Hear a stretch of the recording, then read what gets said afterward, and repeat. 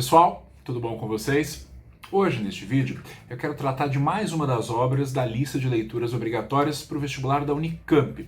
E dessa vez eu quero falar sobre Sobrevivendo no Inferno, o álbum de 1997 do Racionais MCs. E aqui, eu acho que antes da gente começar a conversar sobre a obra, sobre as letras, os poemas, né, é importante fazer um comentário acerca dessa escolha. Né? Quer dizer, o que significa um vestibular, uma comissão, né, para o vestibular de uma universidade tão concorrida e tão conceituada, como é a Unicamp, né, ter escolhido entre um repertório, né, de obras literárias um álbum de rap brasileiro, incluído na categoria poesia. Né? Se a gente olha lá o edital do vestibular da Unicamp, o Sobrevivendo no Inferno está no gênero poesia, o que é mais do que justo. Né? Quer dizer, ninguém vai dizer que a obra deles não seja uma obra de poesia. Porém, uma manifestação literária, uma manifestação poética à margem do cânone, né? Ou seja, à margem daqueles autores e daquelas obras que nós nos acostumamos a estudar e que a crítica literária já absorveu e que as escolas e as universidades já abençoaram. Né? Então a gente está falando de um outro tipo de produção literária de grande valor estético, né? De grande valor literário, que mesmo passados aí mais de 20 anos mantém-se como uma provocação estética e política ainda para nós, né? E ao mesmo tempo é uma produção que está além do poético, porque também é musical. Né? Quer dizer, é um álbum.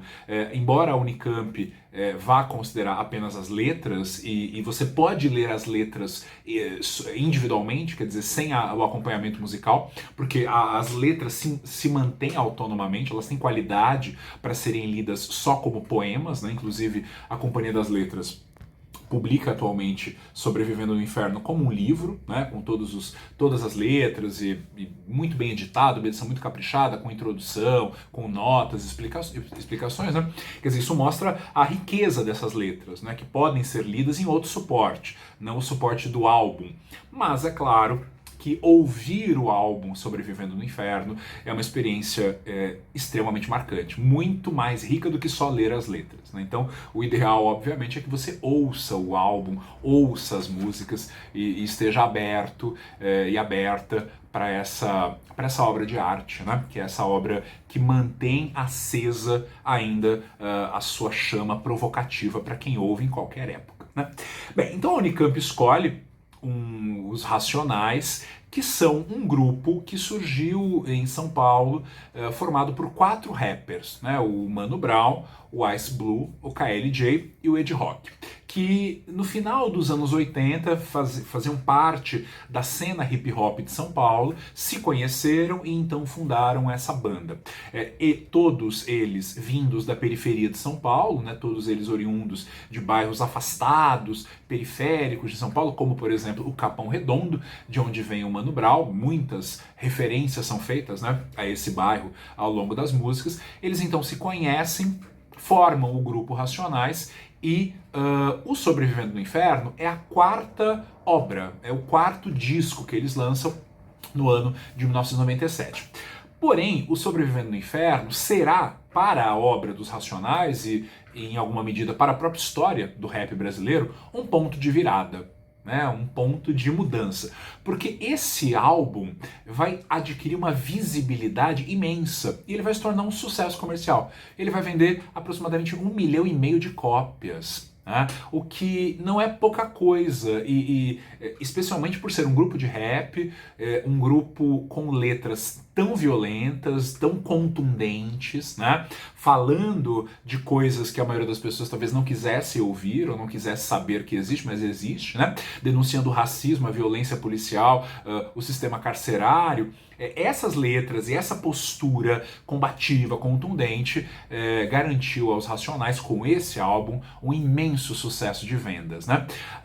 Mas hoje, talvez nós que vivemos no século XXI, já no mundo em que a internet é dominante, talvez a gente não entenda o impacto que que o Sobrevivendo no Inferno causou naquele momento, na segunda metade dos anos 90. Né? Porque hoje, para que algum artista tenha fama, prestígio, atinja um grande público, ele pode se usar da internet, ele não precisa mais aparecer numa emissora de TV, ele não precisa mais ser funcionário de uma grande gravadora, de uma multinacional que distribua os seus CDs pelo Brasil. Isso não existe mais, né?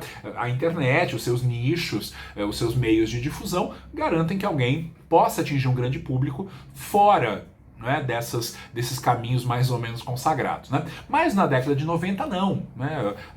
Um artista se estabelecia se ele aparecesse na televisão, se ele fosse contratado de uma grande gravadora, se ele desse entrevistas para o jornal, se as suas músicas tocassem no rádio, né? Se ele pudesse então divulgar o seu trabalho por esses canais e assim atingir um grande público. E os Racionais nunca fizeram isso. Quer dizer, os Racionais sempre adotaram uma postura um tanto quanto tensa em relação a esse sistema, né? Em relação ao mercado fonográfico, à indústria fonográfica, em relação à televisão, ao jornal. Muitas vezes o Mano Brown e os demais recusaram dar entrevistas para certos veículos de imprensa, recusaram participar de programas de auditório na televisão, eles têm uma gravadora própria, enfim. Então eles sempre tiveram uma relação muito tensa e um tanto quanto alheia a esses meios mais convencionais da indústria cultural, né? E isso é um ponto importante, eu acho, para a gente entender os Racionais e particularmente o Sobrevivendo no Inferno, né? Digamos assim que os membros, os quatro Racionais, eles sempre tiveram uma postura de recusa ao estrelato. Né? Eles nunca quiseram essa posição de estrela do rap, né? De estrela do hip hop e tal. Nunca. Porque isso vai contra uma das bases desse projeto estético, artístico e ideológico que os Racionais representam. Né? Na medida em que eles não querem ser a exceção. Eles não querem ser aqueles jovens negros periféricos que atingem sucesso, que ganham muito dinheiro e que de repente se desgarram daquele mundo. Não. Eles afirmam o tempo inteiro o seu enraizamento na periferia, o seu pertencimento àquele grupo. E na verdade, eles deixam aberto o tempo inteiro um campo de identificações horizontais. Eles querem falar para os seus iguais. E os seus iguais, quando ouvem, se identificam. Porque a rede de experiências e de vivências é a mesma. Então, quando os Racionais falam, e quando eles denunciam, e quando eles apontam e põem o dedo na ferida, na ferida social brasileira, eles estão falando de um lugar de semelhante. Eles estão falando para semelhantes. Então, permanecer na periferia, construir ali uma fala própria, um discurso próprio, sem sair, ou sem ascender para outros lugares, parece que é uma das defesas assim mais fortes que os Racionais fazem, para manter justamente a radicalidade desse seu trabalho e a radicalidade desse discurso. Mas, na verdade, isso vai adquirindo alguns contornos um pouco mais problemáticos. A gente pensar lá em 2002, no disco que vem depois do Sobrevivendo no Inferno, tem uma música chamada Negro Drama, em que o Mano Brown expõe justamente esse drama. Como é que ele mantém a sua radicalidade, o seu enraizamento naquela periferia, como é que ele vai continuar apoiado por mais de 50 mil manos, ou seja, integrado àquela comunidade para quem ele quer falar, e ao mesmo tempo que a sua música faz sucesso, é absorvida pelas classes médias, que isso ele fala no Negro Drama, que os jovens brancos da classe média estão repetindo as mesmas gírias, repetindo o seu dialeto, uma música que vai sendo ouvida pela intelectualidade, pela academia. Como administrar esse sucesso, administrar essa música que vai transcendendo a periferia, atingindo outros públicos que não eram, obviamente, o público-alvo, e ao mesmo tempo se manter firme, fincado nos seus princípios, nos seus valores, sem esquecer as suas origens. E sem esquecer esse sentimento de fraternidade por esses iguais, que são os manos. E a própria palavra mano, ela já é bem reveladora, quer dizer, são os irmãos. Então há uma identidade fraterna. Numa das músicas, que é Periferia, Periferia, se diz assim: periferia, periferia, e a maioria aqui se parece comigo. Então, é nesse espelho, nessa identificação com os manos, no fundo todo mundo é irmão, todo mundo está no mesmo barco, que está, sem dúvida, a ancoragem dos Racionais no seu lugar, no seu tempo e nas questões que ele quer abordar, mas que são questões vividas por todos aqueles aos quais a música tem que chegar, né? Agora, por mais que as músicas do disco a gente ouve, né, de cabo a rabo, elas não são todas iguais, algumas são mais pesadas, outras são mais positivas, talvez um pouco mais esperançosas, né? A abordagem dos assuntos nem sempre é a mesma, mas nós percebemos que há alguns temas que são frequentes, que atravessam o disco, né, de 1997. Nós poderíamos pensar primeiro numa igualdade que está no espaço, que é o espaço periférico, né? Quer dizer, os Racionais falam desse lugar, e esse lugar onde, como está dito lá na Fórmula Mágica da Paz, a lei é falha, violenta e suicida. Então a periferia é o lugar em que a lei é suicida e que a lei é violenta. E ela é falha, ou seja, ela não chega. E quando ela não chega para todos, ou ela não traz justiça, né? Até porque o tempo inteiro, isso é um segundo tema recorrente aqui no disco, a presença do Estado nessas regiões periféricas, ela se dá pelo aparato policial, pelo aparato de repressão, né? Então o Estado se faz presente pela presença da polícia, que é uma polícia assassina, que é uma polícia racista, que é uma polícia genocida. Então a violência policial, que faz parte do cotidiano do habitante das periferias das grandes cidades, está colocada aqui de forma absolutamente clara, contundente e crítica em várias das letras dos Racionais. Mas ao mesmo tempo, né, esse espaço da periferia, ele é um espaço de exclusão completa, né? Eles estão, como será dito em outra música, né, do outro lado da ponte, do Rio Pinheiros para lá, né, nesse grande rincão de pobreza e de miséria.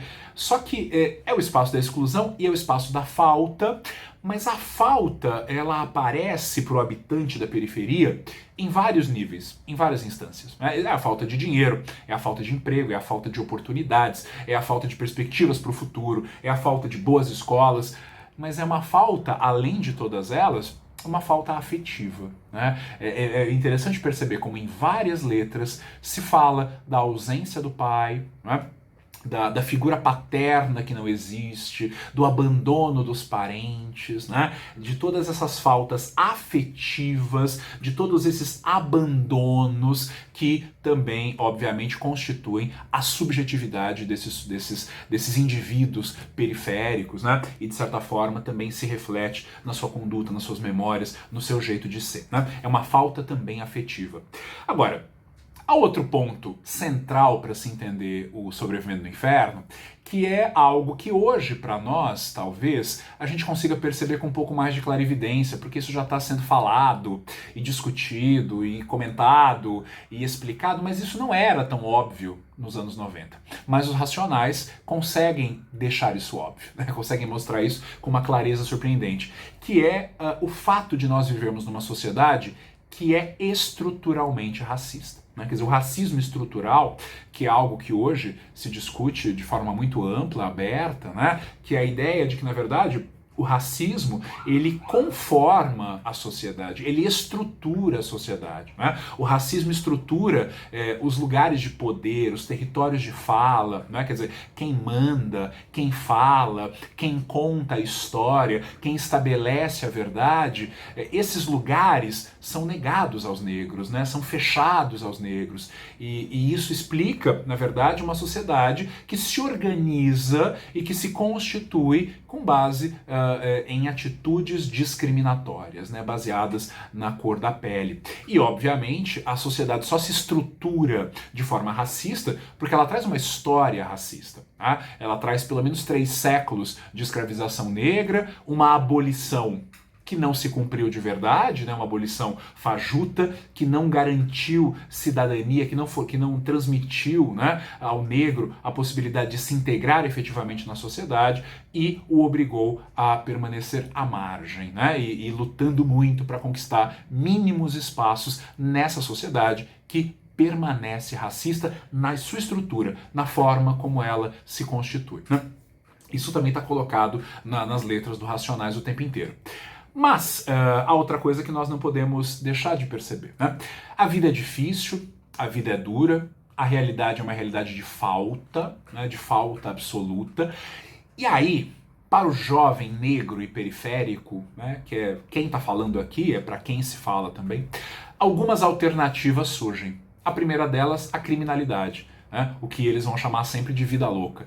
A vida louca aparece como uma possibilidade de ascensão social, de ganhar dinheiro e de poder ter sinais exteriores de riqueza. Né? O tênis, frequentar um shopping, ter a roupa tal, o carro tal. Só que os racionais condenam veementemente a criminalidade como um caminho de você ser alguém na vida. Não é assim. Né? O tempo inteiro se fala que a vida no crime não compensa. Né? Quantas pessoas perderam suas vidas, quantas mães, quantas donas Marias de luto, né? Por filhos que sacrificaram sua vida em nome de alguma coisa que não poderia jamais lhe dar qualquer futuro viável. Né? É uma vida vivida em vão, é uma vida sem sentido. Então a criminalidade, embora ela assedie, né, ela assedie o jovem, prometendo mundos e fundos, ela deve ser recusada. Assim como as drogas. Os Racionais deixam muito claro em várias músicas que as drogas elas conduzem à autodestruição, a destruição física, a destruição da autoestima, né? Elas colocam a pessoa no fundo, elas levam a pessoa ao fundo do poço, à dependência de um traficante, etc, etc. Então, tanto a criminalidade quanto as drogas são caminhos que deveriam ser recusados, embora não seja fácil, né? O próprio Mano Brown, numa das músicas, diz: ser um preto tipo A custa caro. Né? O demônio enche o caminho de tentações, mas é preciso sobreviver a elas. Né? É preciso dizer não a elas. Mas dá para perceber que nesse cenário a vida vale muito pouco. Né? Numa das músicas, que é o Diário de um Detento, baseadas, né, nas anotações do Jocenir, que era um presidiário da casa de detenção, do Carandiru, um momento ele diz assim: a nossa vida vale menos do que o seu celular e o seu computador. E mais pro final: o ser humano é descartável no Brasil, como um modes usado ou bombril. Esses versos, eles sintetizam alguma coisa muito forte e muito importante da gente perceber, né? O ser humano descartável, a vida que não vale nada ou que vale muito pouco, né? E a comparação aqui, ela não poderia ser mais contundente, né? Como se fosse modes usado ou bombril. Modes e bombril são marcas, né? Portanto, nós temos aqui metonímias, marcas que estão disponíveis no mercado e que você consome, compra e joga fora para comprar outro, né? O bombril você usa para lavar a louça, para tirar resíduo, para tirar sujeira, né? E o modes é uma marca de absorvente feminino, né? E modes usado é o modes com sangue, né? Com sangue menstrual que a pessoa joga no lixo. Então o jovem periférico e negro brasileiro, ele vale tanto quanto um modes usado, mas o modes usado é um modes ensanguentado, né? O que já aponta justamente para o fato que esse negro, que esse jovem periférico, morre nas mãos da polícia ou nas mãos do crime organizado, mas morre também ensanguentado, mas é também assassinado, né? Assim como o bombril, que você joga fora depois que você usa para lavar a panela, qualquer coisa assim, né? Só que digamos assim, na gramática do racismo brasileiro, na linguagem racista brasileira, que nós já superamos muita coisa, mas infelizmente ainda está impregnada, né, nos nossos modos de linguagem de muitas das pessoas, especialmente nos anos 90, era comum a associação do bombril, da palha de aço, ao cabelo crespo. Né, ao cabelo identificado imediatamente com os negros, mas pejorativamente. Né, o cabelo bombril era, obviamente, uma ofensa racista. Né? Então, quando ele elenca aqui, né, essas duas marcas, não é à toa, não é gratuito. O que ele está querendo dizer é que se a vida é descartável no Brasil, imagina a vida de um jovem periférico negro, tratado como bombril ou modes usado. Né? Só que nesse mundo em que a vida vale tão pouco, e obviamente o crime não vai tornar ninguém melhor do que ninguém, como o Brown diz, isso é uma ilusão. Por outro lado, a religiosidade aparece como forma, então, de dar algum sentido a essa existência tão frágil, né? O próprio Mano Brown diz em algum momento, né? Tenho 27 anos e estou contrariando as expectativas. Então essa vida que é tão frágil, essa vida que é tão passageira para tantos, né?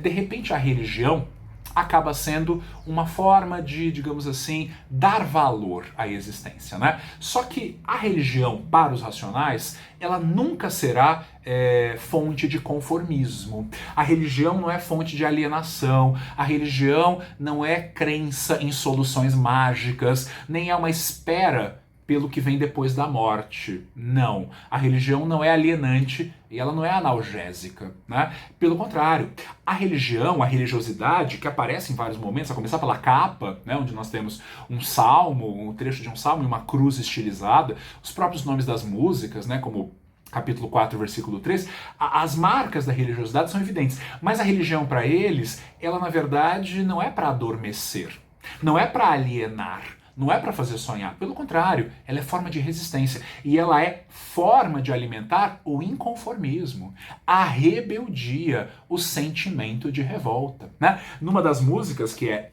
justamente Gênesis, né? Ou seja, já é uma paródia do livro, do primeiro livro da Bíblia, onde se conta a criação do mundo e do homem, né? O Mano Brown diz assim: Deus fez o mar, as árvores, as crianças e o amor. O homem me deu a favela, o crack, a trairagem, as armas, as bebidas, as putas. Ou seja, a igreja, né, a religião me promete um mundo de mar, árvore, criança e amor. Mas o que eu tenho é favela, crack, trairagem, arma. Né? Quer dizer, me prometem um mundo perfeito, mas o que eu tenho está longe disso. Né? Então, em vez de eu ficar sonhando com esse mundo que virá depois da morte, sei lá onde, não, eu quero ter esse mundo agora. Mas eu me revolto por não tê-lo. Né? Eu me revolto porque me prometeram uma coisa e não me deram. Né? Então, Deus criou tudo de bom, mas eu só tenho acesso àquilo que o homem fez. E que é, obviamente, uma projeção do mal. Né? E ele vai dizer assim, e eu? Eu tenho uma Bíblia velha, uma pistola automática e um sentimento de revolta. Ou seja, uma Bíblia velha, ou seja, velha, já, né, já está meio destruída, mas está ali, permanece, e uma pistola automática na outra mão. Só que nós vamos ver aqui, em algumas músicas, que às vezes a referência à pistola é metafórica. Pode ser uma pistola verbal, né? Pode ser o tiro verbal. Ele diz, né? O tiro é a palavra e eu tenho muita munição. Então ele dispara os seus tiros, mas os seus tiros são tiros simbólicos, né? Metafóricos. É o rap, é a violência, é a veemência da sua palavra. A Bíblia numa mão, a pistola na outra e um sentimento de revolta. Ou seja, a religião não ameniza, pelo contrário, ela potencializa a revolta com esse mundo destruído pelo homem, enquanto Deus nos promete outro tipo de experiência que talvez a gente nunca venha a ter de verdade. Né? E estou tentando sobreviver no inferno. Agora, é importante a gente pensar também, né, que e essa ideia, né, de que Deus fez tudo que há de bom e o homem tudo que há de ruim, talvez se articule com outro verso do Fórmula Mágica da Paz, em que ele diz assim que Jesus não incluiu o Capão Redondo no seu itinerário. Quer dizer, se Jesus é amor, é luz, é salvação e é paz, ele não passou aqui pela periferia, porque aqui é tudo o contrário. Agora, há um dado histórico também que eu acho que é importante que a gente registre, né? Nas periferias urbanas das grandes cidades, particularmente São Paulo e Rio, no fim dos anos 80, começo dos anos 90, nós vamos ter um início de um processo, né, de uma forte penetração das igrejas evangélicas neopentecostais, né? Porque a Igreja Católica, até mais ou menos os anos 60 e 70, ela vinha num processo de renovação, de aproximação popular, de aproximação com o povo mais humilde, mas isso acabou sendo brecado. Né? E nesse vácuo da experiência popular, da fé popular, né, dos mais pobres, dos mais humildes, dos mais excluídos, as seitas evangélicas elas vão acabar ocupando esse espaço, abrindo muitas igrejas, né, uma em cada esquina dos bairros periféricos. Então, também tem uma relação, certamente, essas constantes referências à Bíblia, a Deus, à religião, a essa presença massiva das seitas evangélicas neopentecostais nas periferias brasileiras, particularmente ao longo dos anos 90. Né? Agora, é importante a gente pensar o seguinte, o que o Sobrevivendo no Inferno nos oferece é uma espécie assim de relato ou testemunho dessa dor coletiva, né, dessa tragédia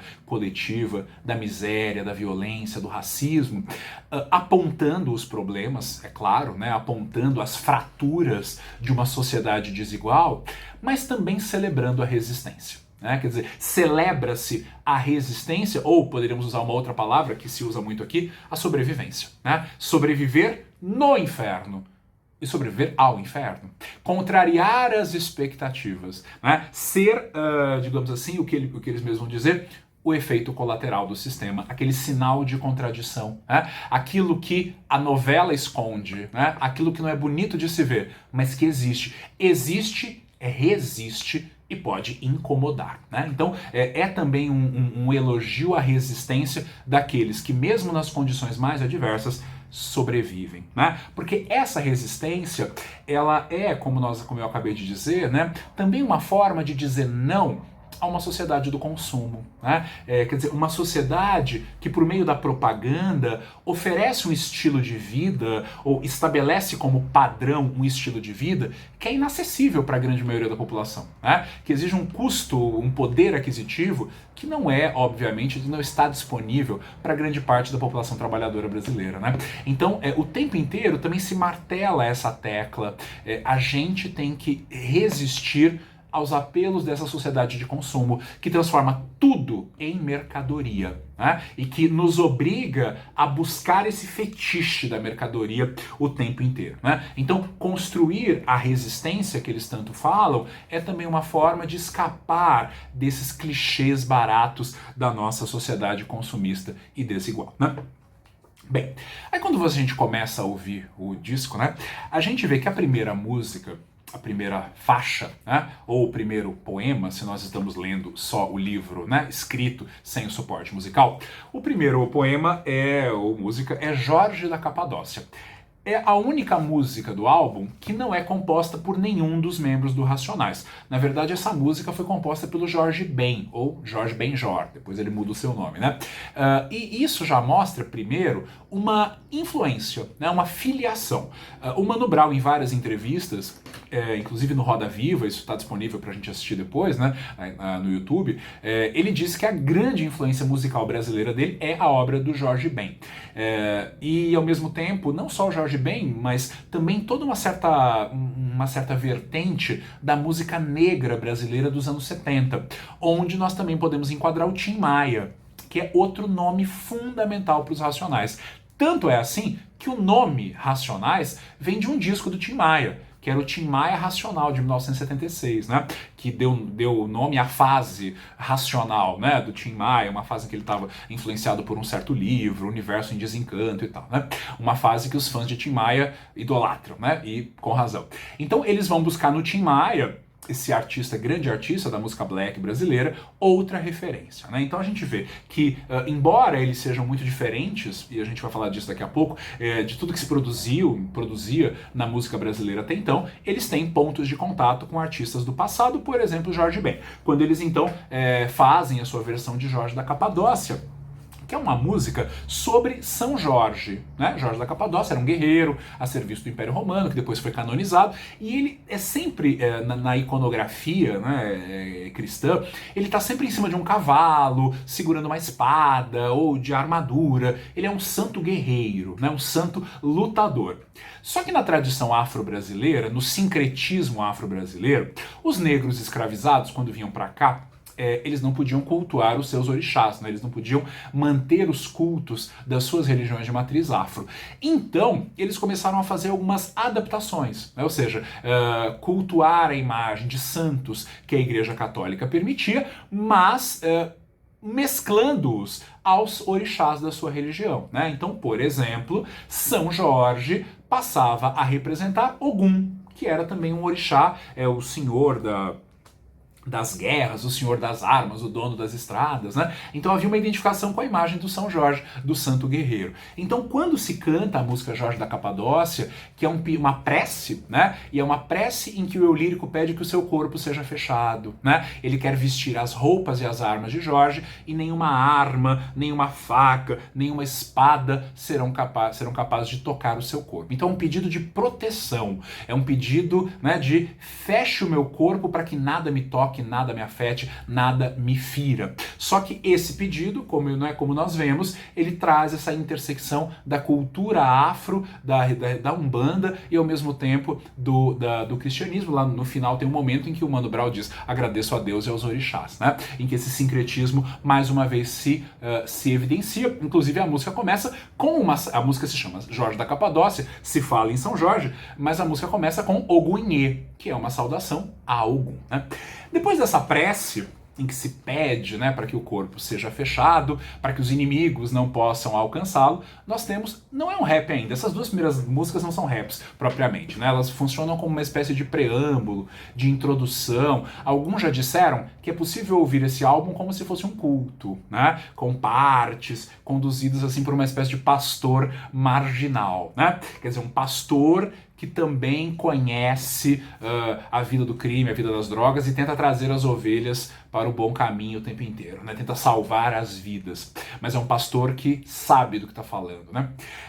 O Gênesis, que é a segunda música, seria uma espécie de início desse tal evangelho marginal, né? Em que, como eu disse, ele vai associar ali a Bíblia velha, a pistola automática e o sentimento de revolta, mostrando, portanto, que a função da religião não é acalmar, não é iludir, mas é alimentar o inconformismo.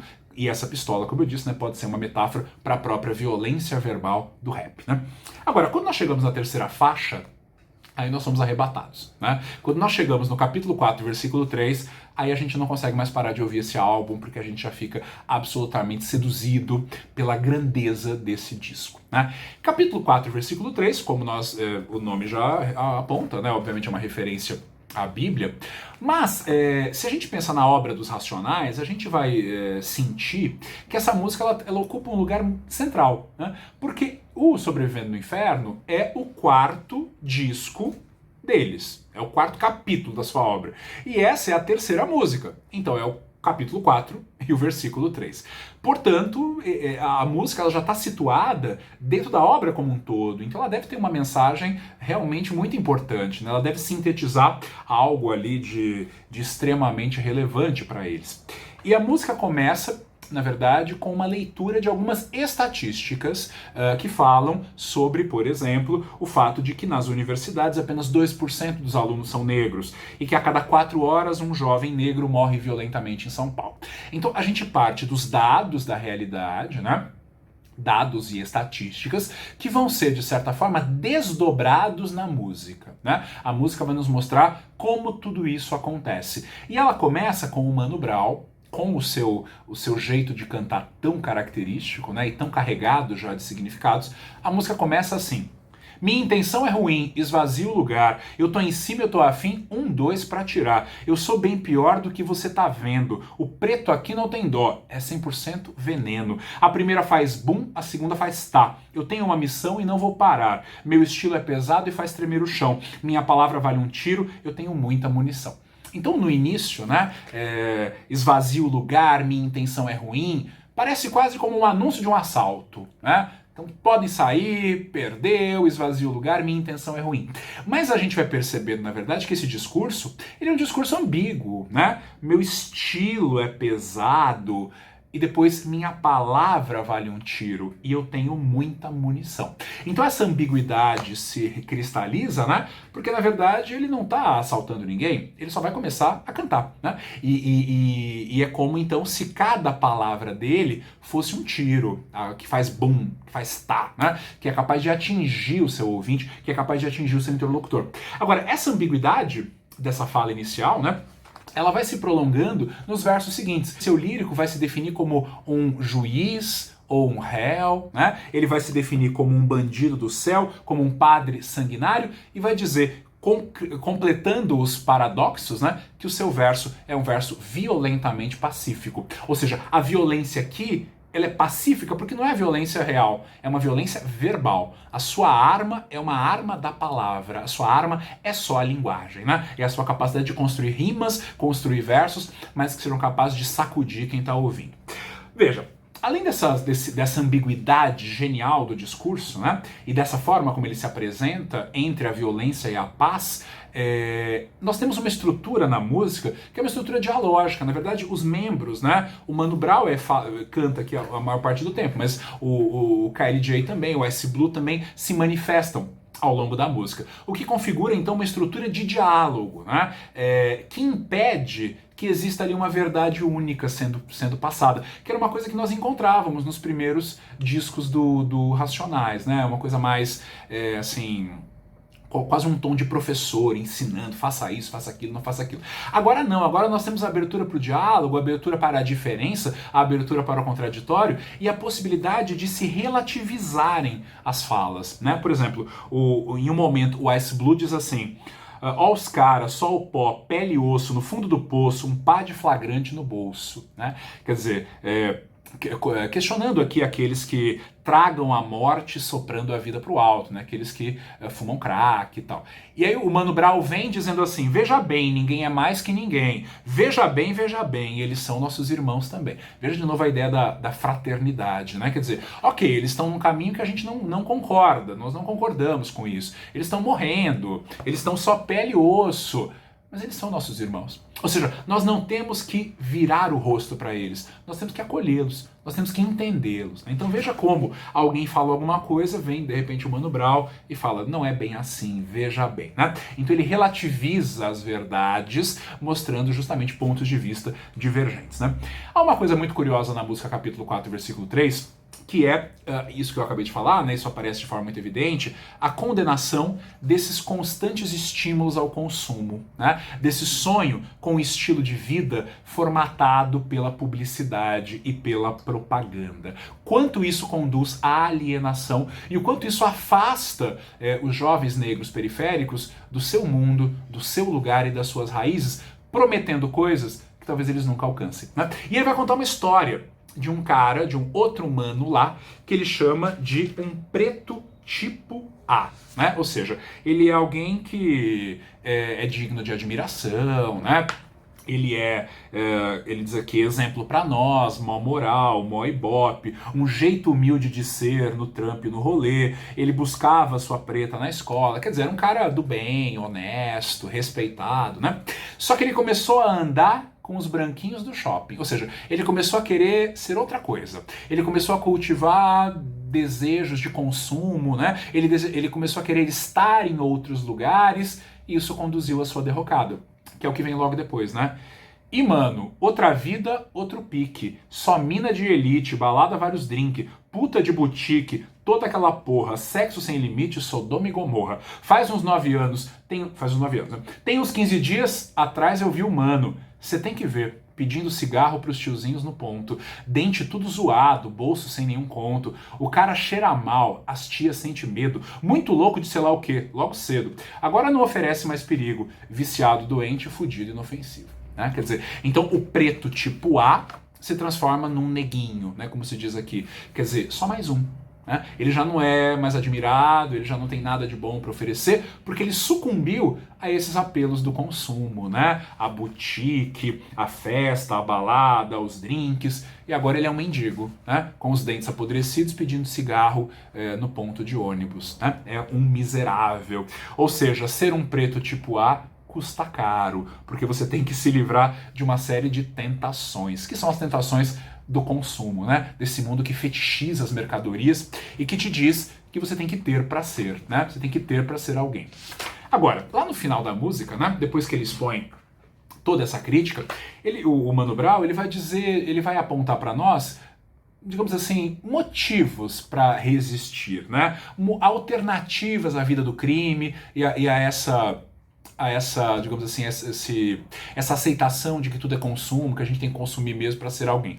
Ele vai terminar dizendo assim: permaneço vivo, prossigo a mística, 27 anos contrariando a estatística. Ou seja, né, com 27 anos, um jovem negro do Capão Redondo tinha que estar morto ou preso. E eu tô livre e vivo, então eu tô contrariando as estatísticas, né?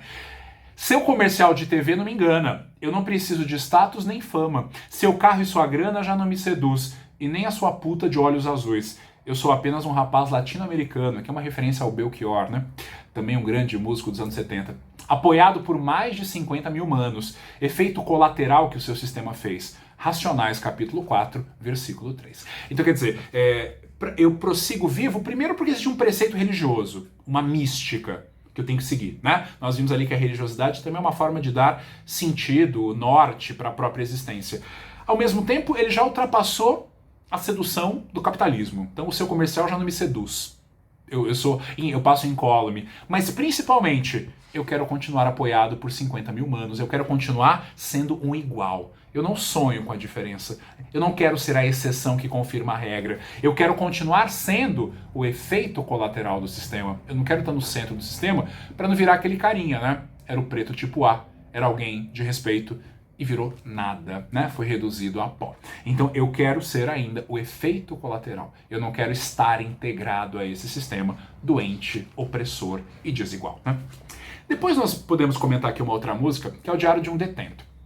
O Diário de um Detento se liga a um fato histórico, né, que é o massacre do Carandiru, ocorrido em 2 de outubro de 1992, quando a Polícia Militar do Estado de São Paulo, sob as ordens do governador da época, que é citado na música, inclusive, né, o Fleury, Luiz Antônio Fleury Filho, ocorreu uma briga num dos pavilhões da antiga, não existe mais, né, da antiga Casa de Detenção do Carandiru, lá da Avenida Cruzeiro do Sul, e a polícia então entra e, de forma absolutamente desproporcional, né, e com uma violência genocida, eles matam 111 presos indefesos, boa parte deles presos primários, né, sem possibilidade nenhuma de defesa, e isso ocorreu na véspera da eleição de 92, né, então foi num sábado, antes das eleições, o governador mandou a polícia entrar e a polícia conduziu um morticínio, né, uma chacina, realmente, né?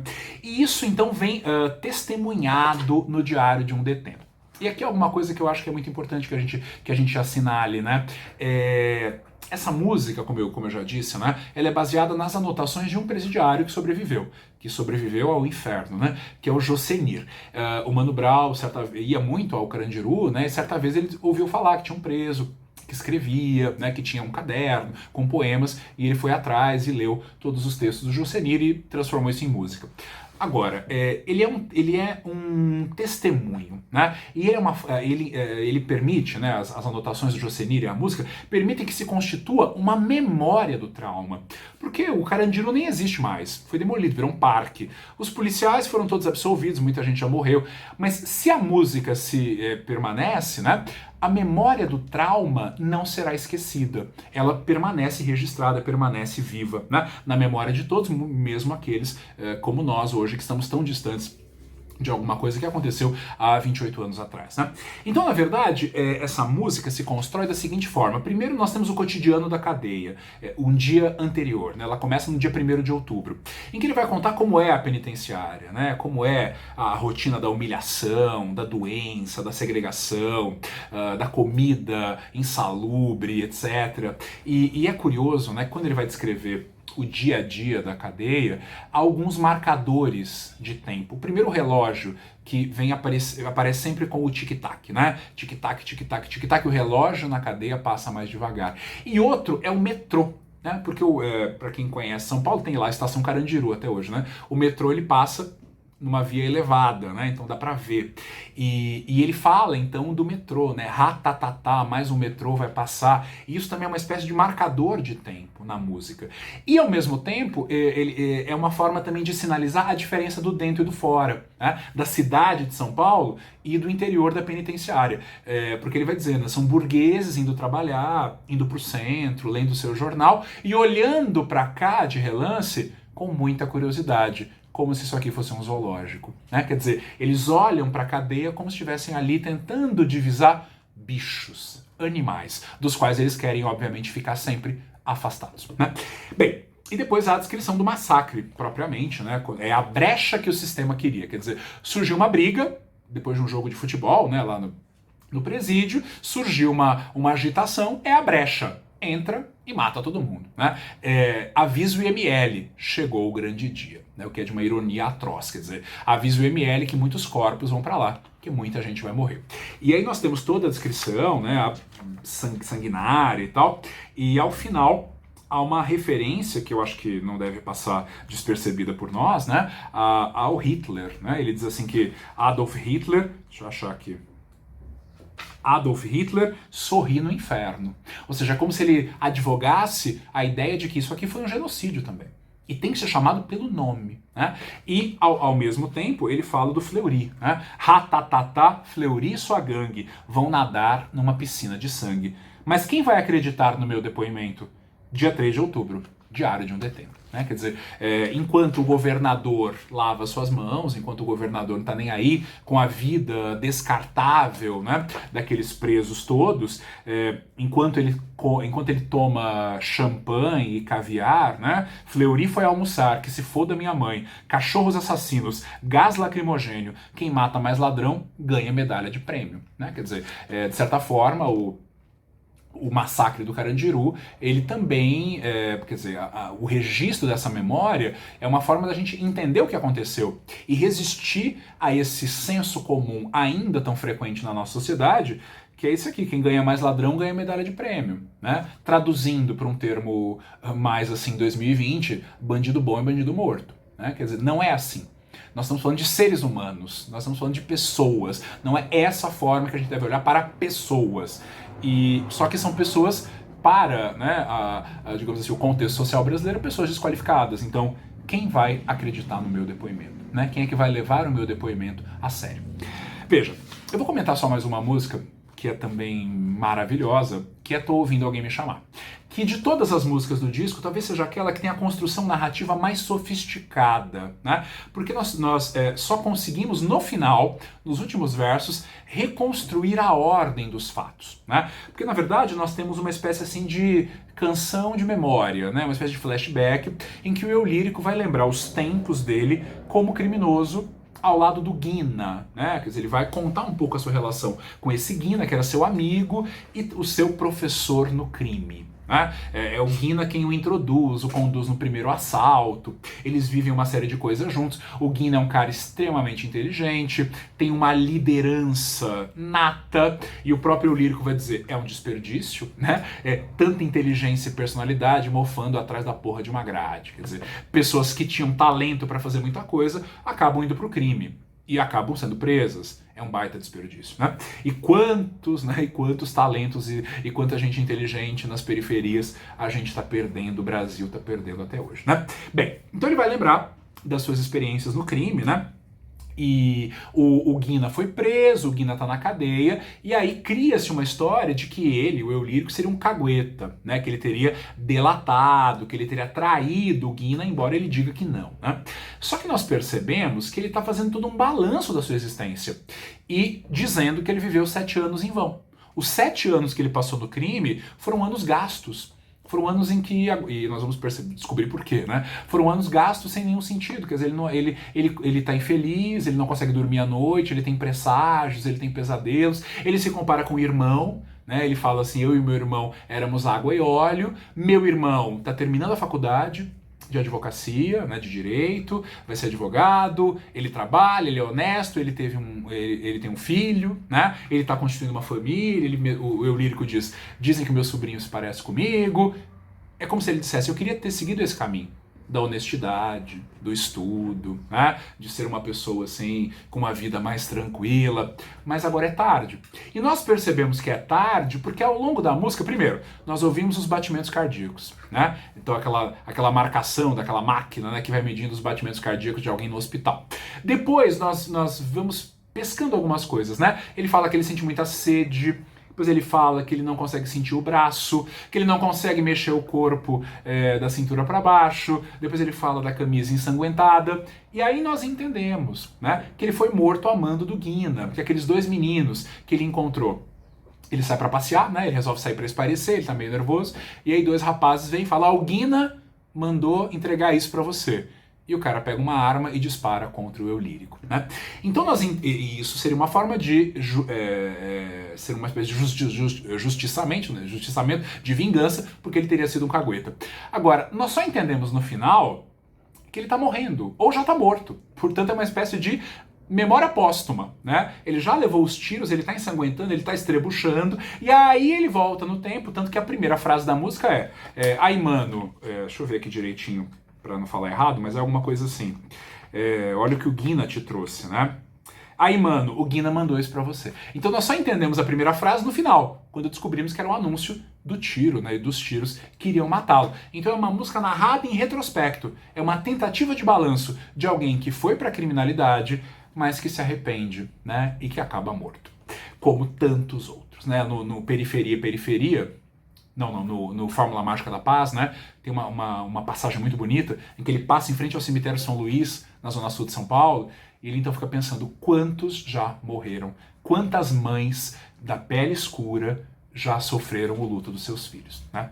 Bem, só para nós terminarmos, fazer um balanço aqui, porque daria para falar muito tempo sobre essas músicas, né? É importante a gente entender o caráter inovador desse álbum, dessa obra, né? E a gente pode pensar em vários caminhos. O primeiro deles seria pensar como um sociólogo já disse certa vez, que nos anos 90, em grande parte, graças aos Racionais, nós temos a emergência do que esse sociólogo, que é o Tirajuda Andréa, chama de emergência do sujeito periférico, que é um acontecimento da década de 90 no Brasil. E o que seria o sujeito periférico? Não é simplesmente o sujeito que mora na periferia, mas é aquele que assume a sua condição de periférico, é aquele que tem orgulho da sua condição de periférico, que não quer esconder a condição, que não quer fingir que não é, e que age politicamente sobre essa condição, a partir dela, tentando transformá-la, mas sem negá-la, sem escondê-la, sem omiti-la, né? Então, o sujeito periférico é aquele que se reconhece periférico, que tem orgulho de ser, que não quer sair de lá, como aparece lá na Fórmula Mágica da Paz, né? Essa porra é um campo minado, mas eu não quero sair daqui, né? Porque esse é o meu lugar, é daqui que eu posso falar para o mundo. Eu não quero falar de lá de fora sobre aqui, eu quero falar daqui, né? E então o sujeito periférico, ele se vê também como alguém que tem potência. E o que é a potência? É a produção cultural, né? Quer dizer, ele pode criar poema, ele pode criar rap, ele pode agir também como um produtor de cultura, e assim ele faz a sua voz reverberar, né? Quer dizer, esse é o sujeito periférico, é aquele que se vê como periférico e como produtor de um discurso capaz de refletir a sua realidade, né? Agora, por outro lado, o Mano Brown diz num certo ponto aqui, né? Eu vim para sabotar o seu raciocínio. Talvez os Racionais tenham vindo para sabotar o raciocínio da nossa cultura, especialmente da nossa música popular, né? Porque se a gente olha a história da música popular brasileira, da qual os Racionais são uma espécie assim, de culminância, né? De ponto alto, a nossa música popular, ela surge nos anos 50 e um pouquinho nos anos 60, né? Especialmente a partir da Bossa Nova e nos resultados e desdobramentos da Bossa Nova, essa música moderna brasileira que hoje nós chamamos de MPB. E essa música brasileira ela surge num momento em que nós tínhamos artistas e intelectuais preocupados em beber na fonte da música mais popular, mais autenticamente popular. O samba de morro, né? A música nordestina. Então nós temos, nesse momento dos anos 60, né? Grandes músicos que vão se aproximar dessa tradição popular, em grande parte de origem negra, né? Constituinte da nossa cultura brasileira, e vão dar uma nova roupagem, uma roupagem moderna, mais sofisticada e tal, mais vendável, e vão transformar isso no que nós chamamos de MPB. Então a música brasileira ela é fruto de uma tentativa de sincretismo, de mistura, de integração do elemento negro, do elemento branco, do elemento periférico, do elemento urbano e tal, constituindo então uma espécie de projeto de nação, de uma nação mestiça, calcada na mistura, calcada no encontro, né, das heranças culturais, gerando um novo produto, e um produto de alto nível, né, que todo mundo gosta, o mundo inteiro ama. Mas, de certa forma, o que os Racionais fazem nos anos 90 é dizer assim, não, agora nós queremos falar. Nós, as vozes negras e periféricas, nós vamos falar do nosso jeito. Nós não queremos mais nos misturar com nada, nós não queremos mais ser absorvidos por nada, nós não acreditamos nessa democracia racial que é uma grande falácia, que é uma grande mentira, né? Pensando na literatura, ao longo do século XX, grandes escritores tentaram falar a voz do marginalizado. Graciliano Ramos, em Vidas Secas, João Cabral de Melo Neto, em Morte e Vida Severina, Clarice Lispector, em A Hora da Estrela. Mas o que os Racionais estão dizendo é, agora a gente fala, agora é a nossa voz. Com o nosso jeito de falar, com a nossa linguagem, com a nossa sintaxe, com a nossa concordância, com as nossas gírias, com a nossa visão de mundo. Então, aquela ideia, né, de que a música negra se fundiu com a música dos intelectuais, formando a bossa nova, depois a música popular brasileira, isso está em destroços. Né? Essa ideia de um Brasil racialmente democrático, ela é substituída justamente pelos escombros de um país que não conseguiu cumprir esse projeto e que continua desigual, continua racista e continua marginalizando sistematicamente os corpos negros. Então, isso não contempla. É a mesma coisa de eu pensar nessa tradição de uma literatura engajada e eu pensar no Quarto de Despejo da Carolina Maria de Jesus, né? É muito diferente. Agora é a mulher negra quem assume a palavra. E isso traz uma série de desdobramentos para a gente pensar na própria história da nossa literatura e da nossa música e da nossa cultura como um todo, né? Ou seja, para resumir, o que os Racionais nos mostram é uma realidade que talvez por muito tempo tentou ficar escondida, né? Relembrando aqui o Aldir Blanc, o mestre Aldir Blanc, existe o Brasil com S e existe o Brasil com Z. O Brasil com Z é o Brasil do cartão postal, né? Aquele Brasil que a gente quer mostrar para os outros. Samba, carnaval, brancos e negros, harmoniosamente convivendo. E o Brasil com S é o Brasil de verdade, né? O Brasil das periferias, é o Brasil da violência, é o Brasil do racismo, é o Brasil que nunca se encontrou consigo mesmo, que nunca conseguiu cumprir um projeto real de cidadania. É o Brasil da maioria, né?